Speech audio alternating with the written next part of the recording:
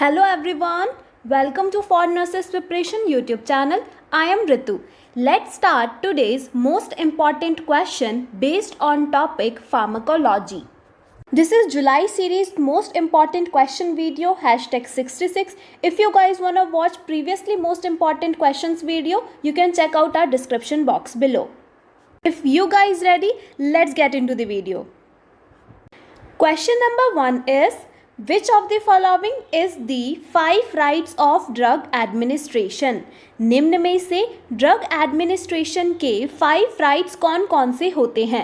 आपके ऑप्शंस हैं A right formula, right drug, right patient, right dose and right time, B right chart, right drug, right dose, right patient and right route, C.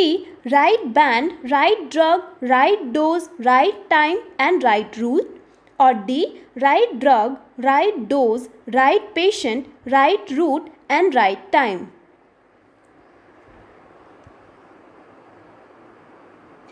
And the correct option is option number D, that is right drug, right dose, right patient, right route and right time.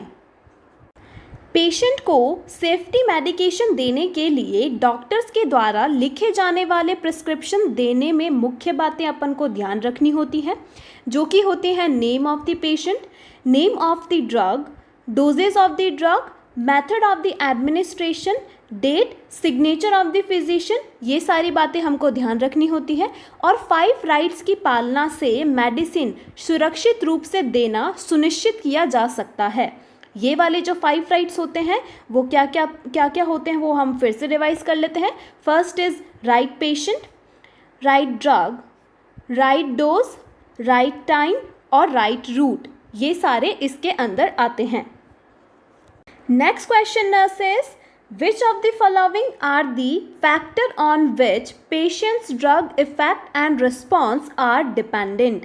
निम्न में से कौन से factor के द्वारा मरीज में drug का इफेक्ट या रिस्पॉन्स प्रभावित होता है?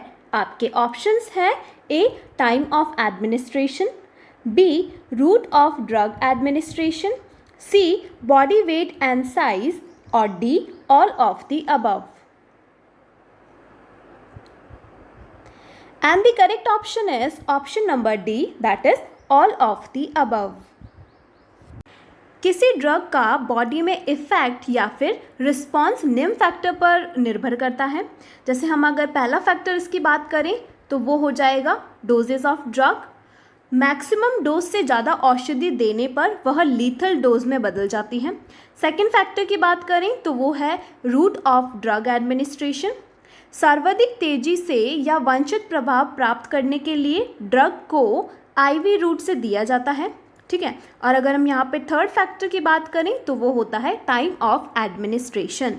ड्रग को भोजन से पहले खाली पेट देने पर ड्रग का एब्जॉर्प्शन बहुत जल्दी होता है.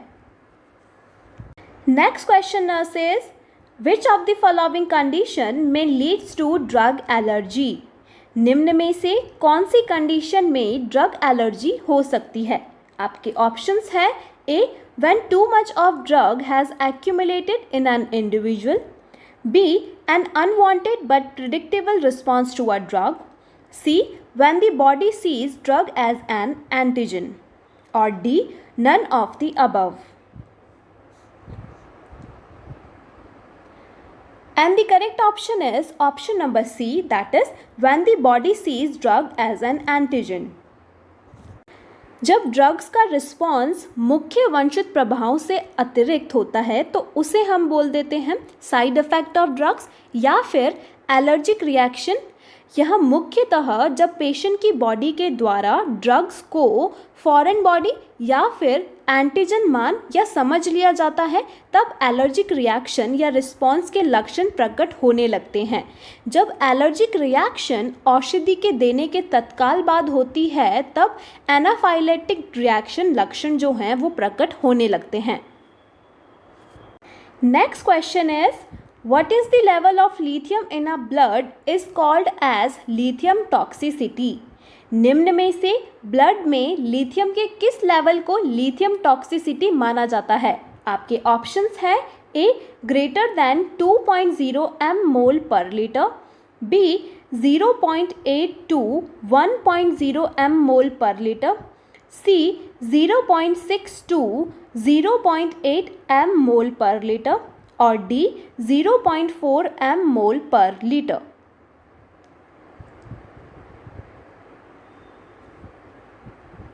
And the correct option is option number A, that is greater than 2.0 mmol per liter. Lithium therapy का उपयोग BPD यानी बाइपोलर डिसऑर्डर में किया जाता है। इसके ट्रीटमेंट के दौरान इसका ब्लड में थेरेप्यूटिक लेवल जो होता है वो 0.4 टू 1.0 mmol पर लीटर ये होता है। मतलब इसके मध्य में जो आता है उसको सुरक्षित माना जाता है, और ब्लड में यदि इसका लेवल इससे ज़्यादा हो जाए, मतलब 2.0 mmol पर लीटर, इससे अगर ज़्यादा हो जाता है, इससे अबव हो जाता है, तो मरीज़ में टॉक्सिसिटी के लक्षण प्रकट होने लग जाते हैं। सामान्यतः इसको टेट्राजोनिक नेचर के कारण प्रेगनेंसी के दौरान अवॉइड करना चाहिए। Next question says which of the following side effect nurse must assess while taking care of a patient who is taking thrombolytic therapy? एक नर्स एक थ्रोम्बोलाइटिक थेरेपी प्राप्त कर रहे पेशेंट की देखभाल कर रही है।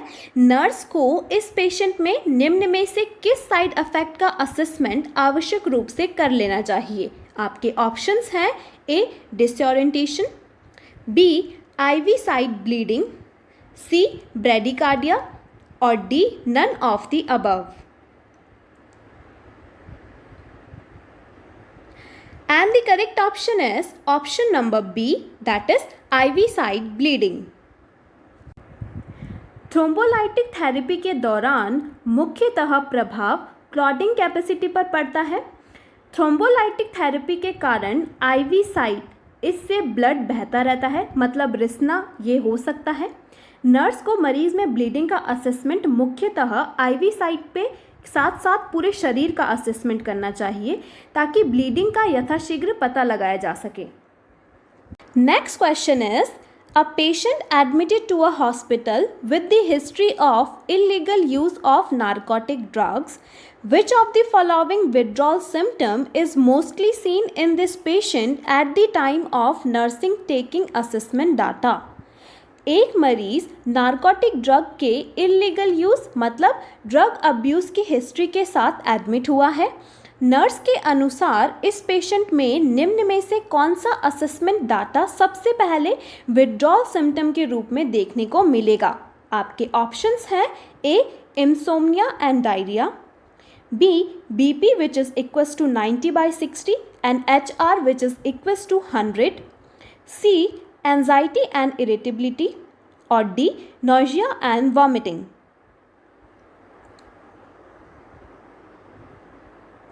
And the correct option is option number C, that is anxiety and irritability. Opioid withdrawal का अर्लीस्ट या फिर हम कह सकते हैं फर्स्ट साइन जो हमको देखने को मिलता है वो होता है एंजाइटी और इरिटेबिलिटी। इसके अलावा सलाइवेशन यानी अत्यधिक लार का आना, हाइपरटेंसिव, ट्रैकीकार्डिया या डिस्फोर्सिस यानी अत्यधिक पसीना आना आदि ये जो होते हैं वो साइन और सिम्टम्स इस पेशेंट में देखने को मिल सकते हैं। और नोजिया और वॉमिटिंग मुख्यतः कॉमन व लेट साइन होते हैं। Next question is which of the following is the lightest cathartic drug used to promote evacuation of bowel from the intestine? निम्न में से वह सबसे हल्की ड्रग जो है जो कि कैथेराइड ड्रग कौन सी है जो कि आंतों में से मल यानी स्टूल को निकासी के लिए प्रमोट करती है? आपके ऑप्शंस हैं ए लैक्सेटिव्स, बी हाइड्रोड्रोगिस, सी पर्गेटिव्स, और D ड्रेस्टिक्स।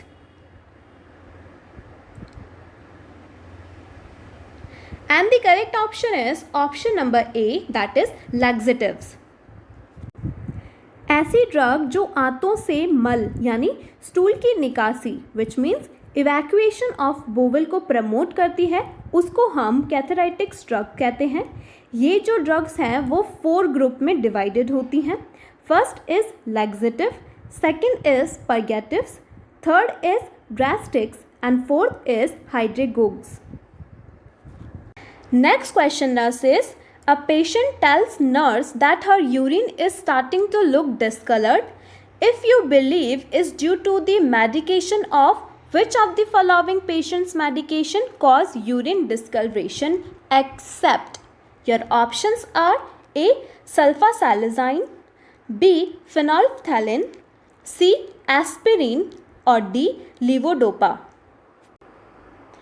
And the correct option is option number C, that is aspirin. Discolouration का यहाँ पे मतलब है an act of changing the natural colour.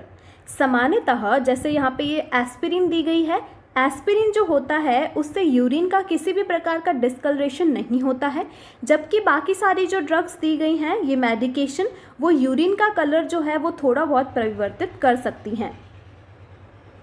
Next question is, choose from the following disease in which MAOI drug is used.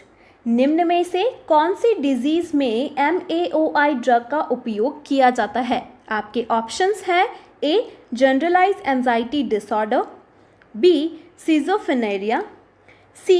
OCD, और D. Major depression.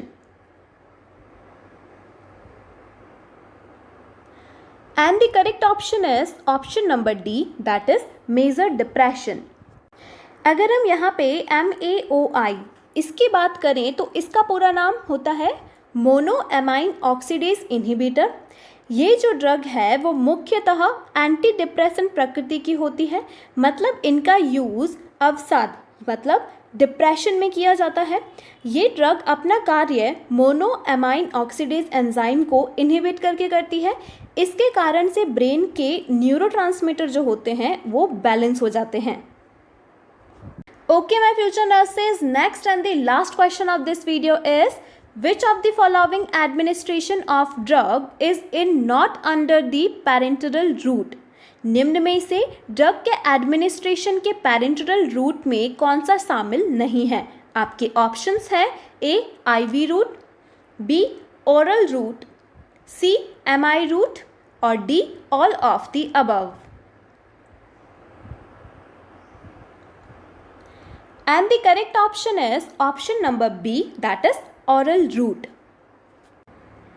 भोजन सहित उपचार के अन्य कारकों या औषधियों इसको ऑरली या फिर इंटेस्टाइनल इसके अतिरिक्त अन्य मार्गों से दिए जाने को ही हम पैरेंटरल रूट थेरेपी कहते हैं। सामान्यतः समस्त प्रकार के इंजेक्शन इसी पैरेंटरल थेरेपी के अंतर्गत आते हैं, लेकिन ऑरल रूट को इस थेरेपी में शामिल नहीं किया जाता है। सो माय फ्यूचर नर्सेस, आज के वीडियो के लिए बस इतना ही। उम्मीद करती हूँ आपको वीडियो पसंद आया होगा। अगर अच्छा लगा हो तो लाइक कीजिए, अगर आप चैनल पे नए हैं तो चैनल को सब्सक्राइब कीजिए और शेयर तो बिल्कुल कीजिएगा। अगर आप अपनी प्रिपरेशन को बिल्कुल नेक्स्ट लेवल ले जाके बिल्कुल स्ट्रॉन्ग करना चाहते हैं तो आप हमें इंस्टाग्राम पर भी बिल्कुल ज्वाइन कीजिएगा। वहाँ पे हम आपको एक इंटरेस्टिंग क्विज वे में आपको बहुत ही अच्छे क्वेश्चन प्रोवाइड कर रहे हैं। वहाँ पर ज़्यादा से ज़्यादा लोग आ भी चुके हैं। आप भी उस चीज़ का फ़ायदा उठाइए और अपनी जो प्रिपरेशन है उसको बहुत ही ज़्यादा स्ट्रॉन्ग बनाइए। इंस्टाग्राम का जो लिंक है वो इस वीडियो के डिस्क्रिप्शन में हमने आपको प्रोवाइड कर दिया गया है। वहाँ पे जाएं, क्लिक करें, हमको फॉलो करें और ज़्यादा से ज़्यादा अपनी प्रैक्टिस करें। So with this note, together with keep learning, keep supporting for nurses preparation, I'll see you tomorrow. Thanks for watching.